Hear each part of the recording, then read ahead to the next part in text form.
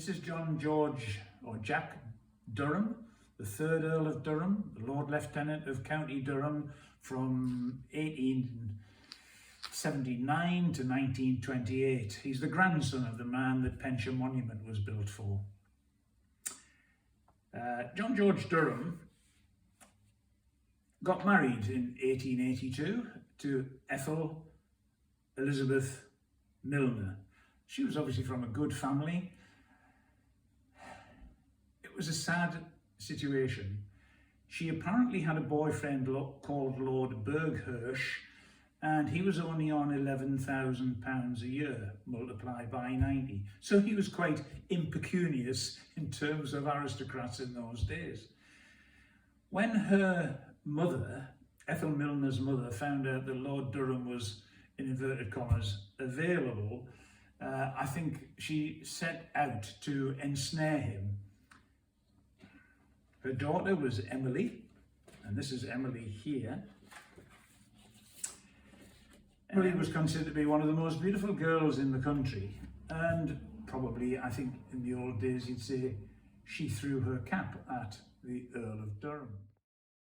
They married at St Peter's Church in Eaton Square, London, in November 1882. You'll all be keen to know what the bride's dress was, and it's the kind of thing I don't remember well, so I'm going to read it out. The bride's dress was of white satin merveilleux, trimmed with point lace and made with a very long train. Her ornaments, all gifts from Jack, were diamond stars, diamond necklace, diamond bracelet, and diamond and pearl bracelets. She wore a wreath of real orange flowers. The list of guests at the wedding was a kind of who's who of the aristocrats of the country, and covers 2 pages of small print, the list of guests, and of course all the guests produced a wedding present or two. And indeed, in the marriage of Lord Staverdale to Lady Helen Stuart at about the same time, the wedding presents were totted up to be worth £340,000, which is approximately, in modern day terms, 27 million. And several of the newspapers said that that was rather excessive. I'm not sure that Ethel's wedding presents and Jack's wedding presents added up to £27 million, but they were a substantial investment by the people who bought them. Diamonds, rubies, silver, gold, etc., etc., etc. What could go wrong?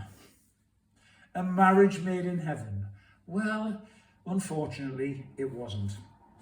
In 1885, the Earl of Durham went to the divorce court to divorce his wife. This was an immense scandal at the time. One of the richest and best known men in the country wanted to divorce his wife on the grounds that she was insane when he married her. The Attorney General was involved on one side, and the Solicitor General was involved on the other side. So these were extraordinary events taking place in London. And it was rather like the X Factor today. People took sides and people turned up. Large crowds of people turned up on a daily basis at the divorce court, supporting either the Milners or the 3rd Earl of Durham. There were all kinds of cross-examination. Doctors appeared to give their opinion as to whether Ethel was insane when married. The family appeared. Her grandfather, Ethel's grandfather, was the Archbishop of Armagh. So you had archbishops arguing with dukes and lords and counts as to what the situation was about this poor girl. The finding of St James Hannon, the judge, was that she wasn't insane when she was married, though she might have been insane by the time the divorce case took place. In a recent article by Ruth Paley, visiting fellow at Oxford Brookes University, she wrote an essay on the evidence of a 19th century court case, this particular court case, and the surviving medical notes to provide a case study of a hitherto unidentified case of autism spectrum disorder. So it seems as if Ethel was autistic, and that autism was developing, and it happened to be at about the time that Lord Durham met her, and married her. Suffice to say, she spent the rest of her life, this was from 1885 to the 1920s, I think she died in 1923, in care. At the time, they might have called it a lunatic asylum, but she had her own maid, and she was paid for by Lord Durham. The fact that Lord Durham divorced his wife meant that he had no legitimate heir. However, he did have a son. His son was by Letty Lind. Letty had the tiniest waist you may ever have seen, and she was an actress, dancer. She appeared in Cinderella at the Gaiety Theatre, and she was famous for her frock dancing and her singing. Don't ask me what frock dancing was. I think it's basically flouncing your skirt about, but she was considered to be an immense hit at the time, and she and Lord Durham conceived a child who was called either John Rudge, which was her maiden name, or John Harriton, Harriton being the parish where Lord Durham came from. I found a picture that I believe to be John Harriton, but I'm not sure that it is, so I'm not showing it.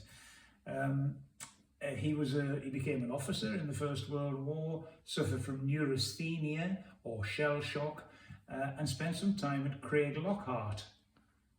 You might know of two other people who had been at Craig Lockhart if you studied your First World War poetry at school, and that would be Siegfried Sassoon and Wilfred Owen, who were there at the same time as John was. John, I think, spent about a year on the Western Front. Don't get me wrong, I don't think he was where soldiers got killed. He was working with the staff, but he finished up doing about a year of service and then retired from the army.